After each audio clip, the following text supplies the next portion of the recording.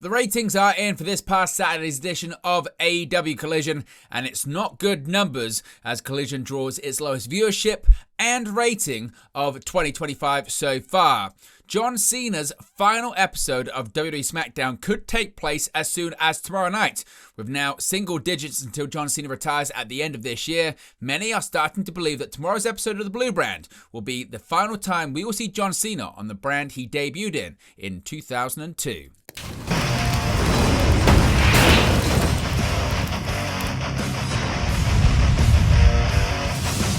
Hey guys, welcome back to Wrestling News 365. Hope everyone is doing very well. As always, there are plenty of news stories to get into in the world of professional wrestling. And let's begin with the ratings and viewership information for last Saturday's episode of AEW Collision. And it's not a pretty picture for All Elite Wrestling. Now, an easy way to tell that football season, both college and NFL, is back is taking a look at the wrestling ratings towards late August/early September. Both WWE SmackDown and AEW Collision had felt the wrath of preseason NFL before college football took its pound of flesh this past Friday, dropping SmackDown to its lowest ever viewership. As it turns out, college football did even more to damage AEW Collision the very next day. WrestleNomics and the Programming Insider are reporting that last Saturday's Collision drew just 195,000 total viewers and a 0.04 in the coveted 18 to 49 demographic. Now, drops were across the board for this episode, with total viewership falling 31% from the previous week's 281,000, while 18 to 49 slipped an even steeper 43% from a 0.07. The 4-week averages were also well down, with total viewership dropping 41% from 330,000, while the 18 to 49 fell 43% from a 0.07. It will come as little shock that the 195,000 represents the lowest number of total viewers in the history of AEW Collision, at least in regards to non-preemption shows. It's not quite the case for the 18 to 49, although a 0.04 does tie the February 1st, 2025 episode for the lowest non-preempted number in the show's history. As noted, the root cause was college football, with gains on ABC, ESPN, FS1 and NBC dominating the night. The MLB on Fox also drawing recent decent numbers. Despite the competition and low numbers, Collision still managed to finish 10th in cable for the 18 to 49 for the evening. Now, Collision was mostly a table setter show, featuring the announcement that Mercedes Moné would defend the AEW TBS Championship against Alex Windsor this Wednesday on Dynamite. The other big development was a tease for the evil hologram known as El Clon, who has since been revealed to be portrayed by the luchador Erez. Of course, we get any more details to the reaction of that, we'll let you know in a future video. Now, tomorrow it's another stop on the John Cena retirement tour, and according to a new report from WrestleVotes, tomorrow's appearance by John Cena on the Blue brand could be his final ever appearance on SmackDown as an active in-ring WWE superstar. According to a report from WrestleVotes, they have posted the following on social media, saying, quote, "Some within WWE are quietly expecting tomorrow night to be John Cena's final SmackDown." According to a source, with only 7 remaining dates left and just 2 yet to be announced, it's unlikely another will be a SmackDown event, meaning Cena will have debuted and ended his run on the Blue brand in the very same building, Chicago's All-State Arena. Of course, to get any more details or confirmation on that, we'll let you know in an upcoming video. Kevin Nash, never one to hold back from sharing his opinion, has given just that on current Women's Intercontinental Champion Becky Lynch. WWE Hall of Famer Kevin Nash has bluntly stated that current WWE Women's Intercontinental Champion Becky Lynch's run as a top star is over. Nash made the comments on his Click This podcast when reacting to the promo that Lynch made on Raw in Birmingham, England, where she took a shot at the city as well as one of its celebrated figures, Ozzy Osbourne. Osbourne, who had featured a few times on WWE television and was even inducted into the Hall of Fame, recently passed away, which was the subject of Lynch's promo. Quote, "I think her run's over. I think she's grasping," began Nash. "I think that the business has passed her by." While Nash believes that what Lynch said was disrespectful towards the late star, he feels that it attracted negative publicity, particularly after what Ozzy's daughter Kelly Osbourne said. He feels that TKO shareholders would not be pleased with what Lynch said on the mic. Quote, "I don't think that she said anything that was derogatory to Ozzy," he added. "I don't see how, they always say, oh, any kind of publicity is good publicity. I don't know, man. I mean, when somebody passes away and the family and the daughter is the one that makes the comment, I don't think that's exactly the look that WWE or its shareholders, which I'm one of, I'm a TKO shareholder, I don't particularly want that coming out of somebody's mouth as a shareholder." Osbourne's daughter Kelly called Lynch a disrespectful dirtbag for her comments about her late father and criticized WWE for allowing her to say them. Lynch called Birmingham a dump, adding that she would die too if she lived in the city, while also saying that Ozzy made the wise decision to leave and move to LA. Now, WWE could be heading back to China in the near future. WWE could be returning to China if some have their way. Fightful Select's Sean Ross Sapp has learned that numerous people of influence within WWE have pushed for a WWE to hold a major event in China in the coming years. Specifically, Fightful say they've heard Hong Kong mentioned as a location, with a PLE event discussed internally within WWE as a possibility. Fightful Select say they have heard about these pushes for a number of months. WWE have only run 8 events in China ever, with all but 2 emanating from Shanghai. It became something of a regular tradition between 2016 and 2019 to go there, but that was halted in large part due to the COVID-19 pandemic of 2020. The company hasn't had an event there since. Ric Flair, an update on his AEW status, and he is still under contract with All Elite Wrestling. WWE Hall of Famer Ric Flair hasn't been a television regular on AEW since Sting's retirement tour, leading many to believe that the Nature Boy was released from the promotion. Despite clarifying earlier this year that his absence from AEW television has been because of his health and the fact that Flair is currently on blood thinners, it's been unclear if he's still signed to AEW or just quietly disappeared because of his health. In a recent interview with The Escapist, Flair was asked about his exclusion from the latest WWE video game, WWE 2K25, despite not having been featured in the series since the WWE 2K22 entry.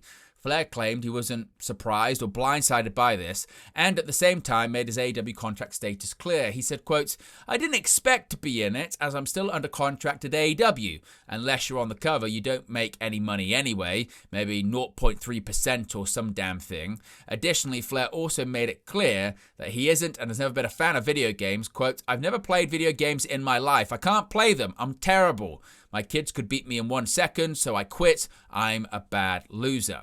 While his last prominent AEW appearances were during Sting's final run, this wasn't the last time Flair appeared on AEW television. The Nature Boy was last seen on AEW's tribute to Steve Mongo McMichael during an episode of AEW Collision. Now, Dustin Rhodes, he's provided an update after undergoing double knee replacement surgery. It's been 2 weeks since Dustin Rhodes underwent successful surgeries for a double knee replacement. The 56-year-old Rhodes took to his social media pages to provide an update. He noted that his knees were destroyed and he does not know how he had been wrestling at the rate that he was. Quote, "Today marks 2 weeks since surgery. Don't really know how I was doing it these last 5 years. Knees were destroyed. Dressing off finally. I look forward to a slow and methodical rehab. Slow and steady. Thank y'all for your support and prayers. God has it under control." Ronda Rousey says she's pretty much got wrestling in the rearview mirror at this point. The latest episode of the Laps Fan podcast featured a near hour-long discussion with Ronda Rousey. As the conversation progressed, she was asked if wrestling is in her rearview mirror. The multi-time WWE Women's Champion responded by saying, quote, "Pretty much." She stated that she got into WWE because she wanted to wrestle with her friends, Shayna Baszler, Jessamine Duke, and Marina Shafir, collectively known as the Four Horsewomen. Rousey said that carrot was dangled in front of her for her entire run. She added that in the second run, it came to a point where she was of the mindset that she would leave if she did not get to wrestle with Shayna Baszler. Rousey's last WWE match took place at SummerSlam 2023, where she fell in defeat to Baszler in an MMA rules match. She later stated that what made her step away was that they were never going to allow her make things as good as they could be. Rousey said meeting them halfway was crushing her soul. She said she would take everything she learned from pro wrestling and apply it to other passions. She described that period of her life as a, quote, sabbatical. Now, Cody Rhodes, he's opened up on his return to WWE in 2022 and the meeting that led up to it. Now, having parted ways with WWE in 2016, Cody Rhodes would head on a successful independent tour before helping found AEW in 2019. With Rhodes' departure from AEW in early 2022, it would be reported that he had signed with WWE in March of that year. The WWE champion has now addressed the meeting that took place before his return, describing the emotional ride he went on. Speaking on So What Do You Want to Talk About, Bruce Pritchard recounted the purpose of the meeting, with the WWE executive saying, quote, "Our anticipation and our expectation, frankly, was one of, hey man, Cody, we want you to come home. And that was our sole purpose, to say come home. The door's open and we're glad you went away and did what you did. We're very happy for you. We feel that the best place for you is back home and come to do it with us." There was a feeling on our side that we were not leaving till we had at least a handshake agreement as far as what the future was going to be and what the future was going to be with you.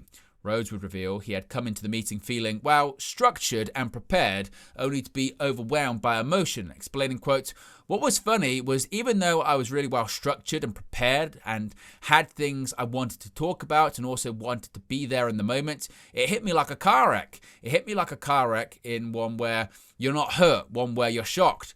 But once I got out of that room, I became a little kid again. As a little kid, I remember asking you, what do I do?" Pritchard would offer advice that left the decision entirely in Rhodes' hands, suggesting, quote, "I think you know what you should do." Now, Rhodes would return at WWE WrestleMania 38 and has, over the subsequent years, completed his story in becoming a two-time WWE champion. He's currently filming in Australia for his role as Guile in the live-action Street Fighter movie, set for a 2026 release date. Matt Hardy shared his thoughts on TNA Wrestling potentially counter-programming AEW. Matt Hardy had an interesting run with AEW that unfortunately ended before he and his brother Jeff could reach their full potential in the promotion, as well as missing out on a reunion with longtime rivals Adam Copeland and Christian Cage.